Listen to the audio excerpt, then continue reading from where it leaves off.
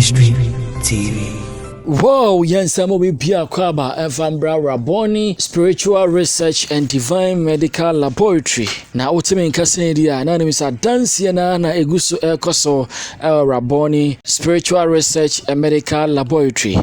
People chow, ya can't Raboni dia, Wangasa Unimida. A spiritual hospital, Abe Piemo Ewo, and some Oreku Liberty.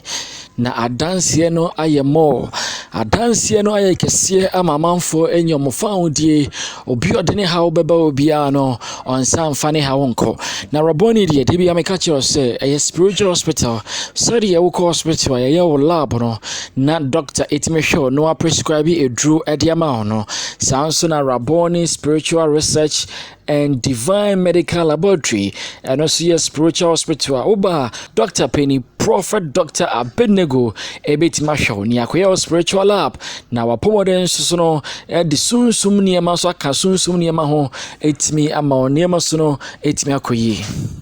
hano ntire bibia otimi nke bia no be kanfo Raboni Spiritual Research and Divine Medical Laboratory ma se wo ha be na da so amane be na da so fo piemu na ubenya wonkwagie enen so no adanse bebre so etimi ekoso abro adwen ene entiase so me semre no yenko ne yenkoti adanse ni memra Allah in the name of Jesus.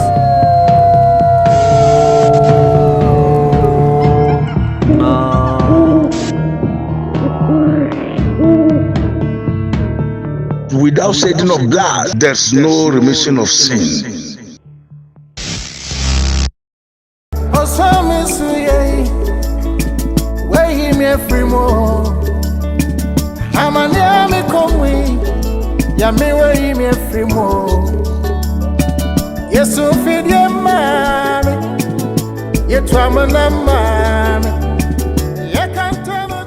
Hallelujah.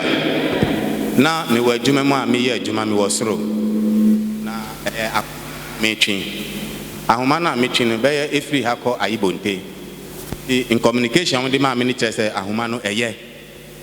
na eye 4 line me twi me wie first one second one last one e no mba be ka kire me say first one no e wo say sign kobium ti me ka kire the other commander ni say onu nko na onhwe na on kan kire me na boys no won wo sua adwuma. Iti bra me sang back first line no me gusu twia what's a mean call na tell me say no me ti say what vice ni mu say ade no ahoma no asi what's a mean call na me say me ba ti me position me ho ahoma na me twi say ape e na machine ni nyina eyi say ebe ni nyina ekoto fam enti me gina ha anope ya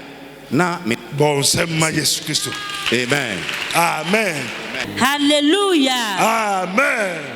Kingdom ma hallelujah. Mijina ha media dance ya shek arwade ni monyam. Pacho me ba ha edi agudia na momba ba dane papa. Na papa ka kire me se nya arwade na papa to ka kire me se memfa ononto na owo di machi na memmo me nkwa ho ban. Me koye no kodi be 3 weeks no mada be so dai bia no. Bi wo ha na ya deda me. Bi wo ha ni sikane di machi mini binti nkwa sikane kire se de papa nyame na no so kan no na enye ntoro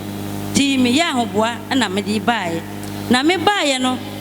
na no fie da de ne me hu ye ne mete da ginsam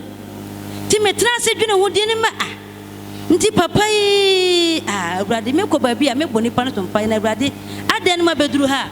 papa ma agbo no so mpa ya me hu ne ni papa ya wo ye nti awrade kasa nti nura me to bo no me fa ba ko di gina ma no se awrade aka na kaka na me mbeko ma me hu papa yi aduma e wono so ne ma me hu ne nipa ban a oye na me so me bo me de bo sa mpa no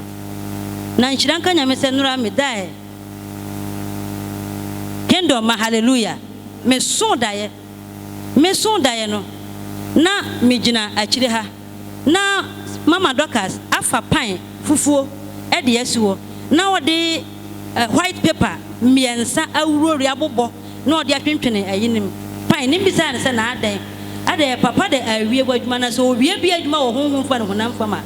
oba oso paper ni ma na watiti ma na wa yi ato atwene kire se wa wie ho adwuma nti ye mmom pa ye se obeduru ha obeso saa de e de ama wo ne me se maate nti ne sister doctor se yakasa ne hu ya se ma na de enya hwe enche papa beba wate na ya hwe se nyame betima for pastor aboa ne me se ho nti me gina hodi nwuma e ba metima ne se ajinkwa wo na wo yo hene apa ajinkwa wo na wo yo hene ewiasi ajinkwa wo na wo yo hene apa ye ajinkwa wo na wo yo hene ye nyame no ye ni no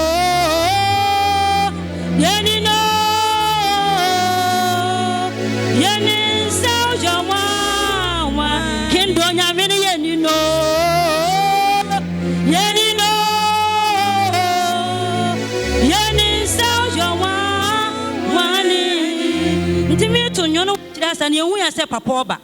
na papa oba na ontikam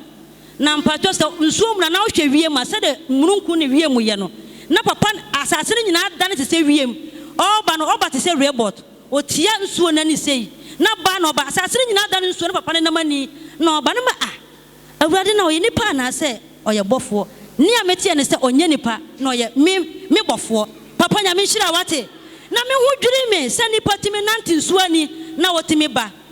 papa bedru ya ne ehu ya so gina hodi na afa pepa ne baako na abam ohwe ne ya twere medina gu ne watimienu na sister doctor gina ho na osere na omomoe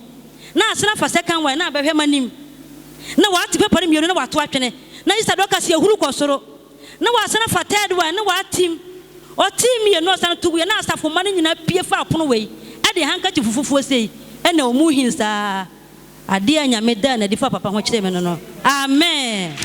Nsema unyankopon tumi eye adwuma Raboni Spiritual Research and Divine Medical Laboratory wo adanse a etime course enti otiho eye den tutumrika na fa wo hawo ebepiem bra wo hwe Raboni Spiritual Research and Divine Medical Laboratory wo yewo ensawem Liberty Macral.